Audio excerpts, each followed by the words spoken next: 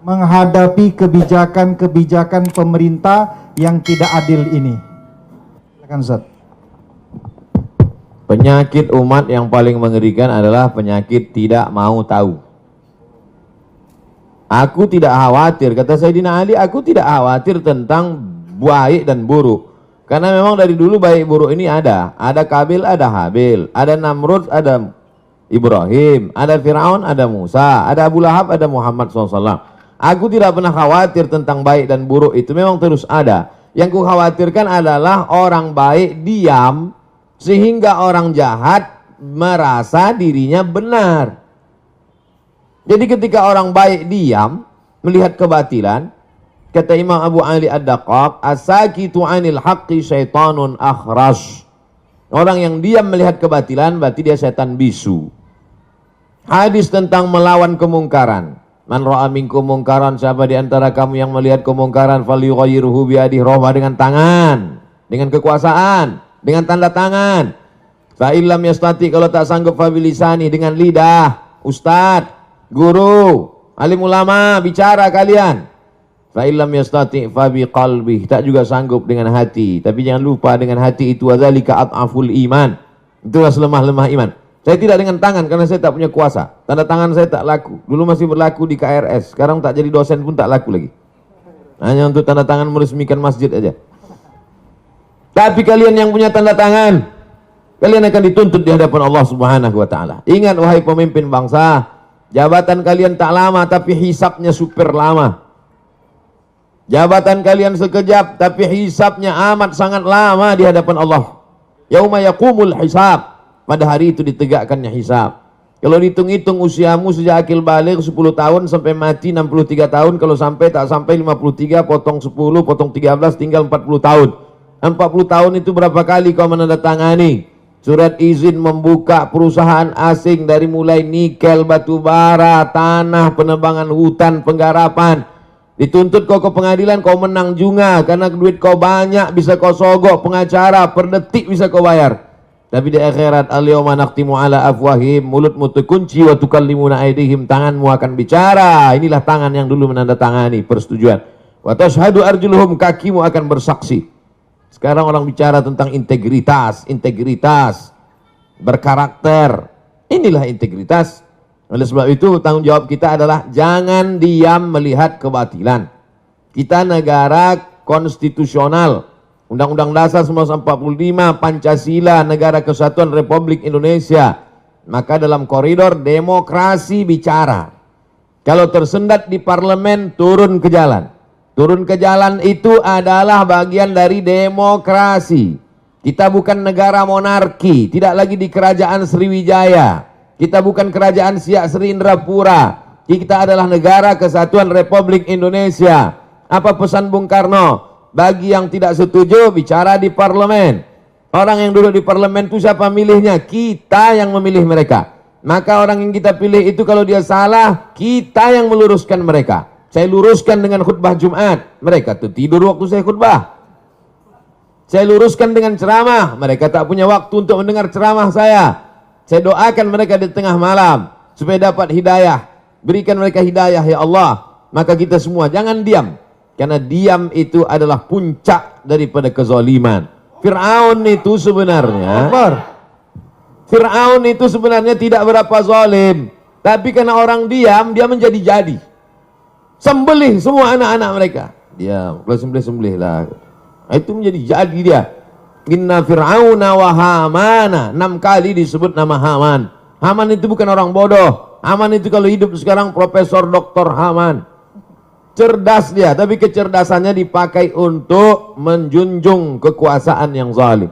Umat ini dipuji Allah karena amar ma'ruf nahi mungkar. Kuntum khaira ummah. Kalian umat yang terbaik. Syaratnya apa? Ta'muruna bil ma'ruf wa tanhauna 'anil munkar. Oleh sebab itu dalam bahasa Islam, agama Islamnya amar ma'ruf nahi mungkar. Dalam bahasa konstitusinya adalah kritik membangun, berdebat di parlemen. Parlemen, parle itu bahasa Perancis artinya ngomong. Parlemen, tempat ngomong. Kau didudukkan di situ untuk ngomong, bukan untuk tidur. Oleh sebab itu maka habis sudah saya sampaikan. Mudah-mudahan sampai ke telinga mereka. Mereka tonton. Jangan lupa kalau kau tonton, subscribe, like, and share. Wallahu a'lam. Subhanallah, terima kasih Ustadz. Profesor, beliau ini profesor juga. Ya, jadi alhamdulillah, insya Allah apa yang disampaikan beliau ini menjadi penyemangat ya, penggetuk hati-hati kita. Ustadz, ada pertanyaan yang kedua ini dari M. Alvinus AR. Assalamualaikum Pak Ustadz Abdul Somad. Menurut Ustadz, langkah-langkah memperjuangkan kedaulatan energi yang sudah diambil oleh Serikat Pekerja Pertamina, apakah sudah tepat?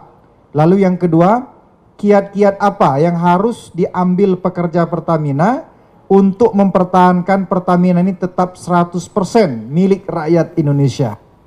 Silakan Ustadz. Kita punya pakar-pakar, pakar undang-undang tata negara, pakar undang-undang hukum segala hukum dengan berbagai macam cabang-cabangnya. Soan ke mereka, silaturahim ke mereka, presentasi ke mereka, datangi itu anggota-anggota dewan. Konstituen Bapak kami ini adalah orang yang Bapak duduk di situ, kami milih Bapak. Kami datang ini mau menyelamatkan Bapak supaya jangan sampai masuk neraka jahanam, Pak. Kami sayang sama Bapak. Maka dengan ini kami hadir, Pak. Dengan Ustadz minta sumbang saran, kontribusi, doanya. Dengan mereka tokoh-tokoh itu jelaskan, presentasikan. Itu bagian dari amar ma'ruf nahi mungkar. Banyak orang sekarang amar ma'ruf, ngajak zikir, ngajak baca Quran, ngajak i'tikaf. Banyak amar ma'ruf, ngajak ke Makkah, itu yang paling banyak, ngajak umroh. Tapi untuk mengajak, melarang orang dari buat kemungkaran ini, kenapa? Takut tersinggung, takut kena bully, takut kena caci maki, takut kena macam-macam, takut kena kriminalisasi. Nah, itu. Oleh sebab itu saya sampaikan, bagi sahabat-sahabat pejuang-pejuang, dulu pejuang-pejuang ini mengangkat senjata untuk mengusir Belanda, Jepang, komunis. Hari ini kita tidak lagi berhadapan dengan Jepang, Belanda, tapi justru berhadapan dengan anak bangsa yang kulitnya seperti kulit kita, hidungnya pesek macam kita, bahasanya bahasa kita, tapi isi otaknya lebih parah daripada Jepang dan Belanda. Oleh sebab itu maka kuat-kuatkan hati. Ini hati kita ini bimbang, takut, cemas, ngeri sedap. Oleh sebab itu kata Allah, "Falyabudu rabb hadzal bait." Banyak-banyak ibadah, banyak-banyak berzikir, banyak-banyak baca Quran. Kalau kau buat banyak ibadah, "Falyabudu rabb hadzal bait," Allah balas dua. At'amahum min ju'. Kalau kau lapar dikasih Allah kau makan. Wa amanahum min khauf. Kalau kau takut diamankan Allah, dihilangkan Allah rasa takut dari dalam hatimu. Hidup ini singkat, tapi dengan singkat ini resikonya luar biasa lama. Nah, jadi apa yang saudara-saudara lakukan, konsultasikan kepada yang mengerti hukum, bagaimana jalur yang tepat. Bismillahirrahmanirrahim, la haula wala quwata illa billah. Niatnya adalah memperjuangkan harta benda milik rakyat, milik umat. Man mata duna malihi fahuwa syahid. Siapa yang mati membela harta bendanya, matinya mati syahid. Nah, itu Nabi yang ngomong begitu, bukan saya. Wallahu a'lam bishawab. Terima kasih Ustadz Abdul Somad. Tampaknya ada lagi pertanyaan, begitu antusias masyarakat Kota Palembang dan Sumatera Selatan menanyakan pertanyaan-pertanyaan ini. Datang lagi pertanyaan dari Haji Ian Suyanto. Assalamualaikum Ustadz Abdul Somad. Bagaimana caranya agar satu, pengelolaan negara mau melaksanakan amanat Undang-Undang 45 pasal 33. Lalu yang kedua, masyarakat mau memahami tentang bahaya privatisasi energi secara nasional. Lalu yang ketiga, ketika hati pemimpin masih dibuka oleh Allah Subhanahu wa taala untuk amanat, maka itu semoga ada keberkahan dan keselamatan bagi rakyat. Tetapi bila hati mereka tertutup, maka upaya apa yang bisa diperbuat oleh rakyat? Nah, ini yang ketiga, ini agak ngeri-ngeri sedap Ustaz. Silakan Ustaz. Bagaimana caranya supaya satu, pengelolaan negara mau melaksanakan amanat Undang-Undang 45 pasal 33 bahwa bumi, air dan segala isinya untuk dikuasai negara untuk kemakmuran rakyat. Bagaimana supaya mereka mau? Ya semua harus bicara. Anak-anak muda di kampus jangan diam saja. Dulu tahun 98 waktu saya masih mahasiswa sebelum ke Mesir, itu ketika mahasiswa diam dia itu dikirimi kolor sama BH dari Jakarta. Artinya bencong kalian, kenapa tidak bicara? Suarakan aspirasi, sampaikan, kalian kan mengerti. Mahasiswa itu kan membaca, mahasiswa itu yang paling bisa menyuarakan karena dia tidak punya kepentingan. Kalau perusahaan-perusahaan pimpinannya mungkin takut, kepala-kepala daerah mungkin takut banyak catatan dosanya. Tapi mahasiswa di mana letak? Kalau waktu jadi mahasiswa aja sudah tidak punya idealisme, apalagi nanti sudah menjadi pejabat. Oleh sebab itu semua bicara, mahasiswa bicara, tokoh masyarakat bicara, mak-mak milenial juga bicara. Di grup-grup WhatsApp itu jangan lagi bicara tentang artis itu ini segala macam yang mubazir tak tentu arah. Itu namanya dosa kering. Dosa kering itu artinya berdosa kering, tak ada manfaatnya, tak ada dunia, tak ada akhirat. Oleh sebab itu speak up, bicara. Yang kedua, masyarakat mau memahami tentang bahaya privatisasi. Bagaimana supaya masyarakat ini paham? Termasuklah hari ini. Hari ini yang bicara bukan Abdul Somad. Kalau Abdul Somad yang bicara, orang akan tahu apa Abdul Somad tentang minyak? Paling tahu dia minyak jelantah. Tapi ini yang bicara adalah serikat pekerja. Mereka ngerti. Bahasanya gue bahasa simpel, sederhana. Bahasa-bahasa yang mudah dipahami masyarakat. Dosen-dosen di tengah komunitas Civitas Akademika, mahasiswa di kampus. Karena kampus itu otaknya. Kalau sudah otaknya rusak, ya error lah semua. Kampus itulah puncak intelektual. Dosen-dosen itu, guru-guru besar itulah orang manusia-manusia suci itu zaman dulu. Orang-orang yang bisa menulis baca zaman dulu itu diberi fasilitas khusus oleh raja-raja. Kenapa? Karena mereka lah orang-orang suci yang selalu memberikan aspirasi masukan. Jadi kalau mereka sudah diam, takut nanti tidak mengalir uang ke kampus, takut nanti tidak ada tunjangan, ini bahaya karena otak sudah rusak. Sengaja dijauhkan Allah lambung itu jauh dari otak. Supaya apa? Supaya otak kita itu beda dengan otak-otak. Itu maka dijauhkan Allah Ta'ala. Nah, oleh sebab itu maka ini semuanya mesti sadar. Kesadaran nasional. Ada yang mengatakan taubat nasional. Orang taubat itu kan setelah sadar. Kalau nggak sadar gimana mau taubat? Ketika hati pemimpin masih dibuka Allah untuk amanat, maka semoga ada keberkahan dan keselamatan. Tapi bila hati tertutup, upaya apa yang diperbuat oleh rakyat? Tak ada doa lain, tak ada jurus lain kecuali doa silahul mu'min. Doa. Ittaqu da'watal mazlum fa innahu la turad. Takutlah kamu doa orang teraniaya.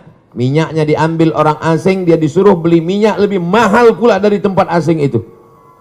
Pengelolaannya dikhianati, dia teraniaya, terzolimi.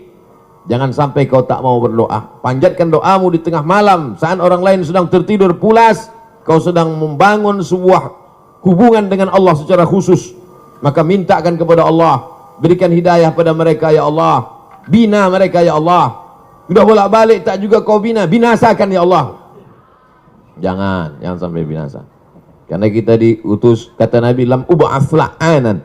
Aku tidak diutus untuk memberikan laknat, tapi aku diutus wa ma arsalnaka illa rahmatan lil alamin. Mudah-mudahan yang punya kekuasaan, yang tanda tangannya masih laku, yang jabatannya masih hebat, diberikan Allah hidayah sehingga kekuasaannya, jabatannya itu menjadi rahmat untuk semesta alam.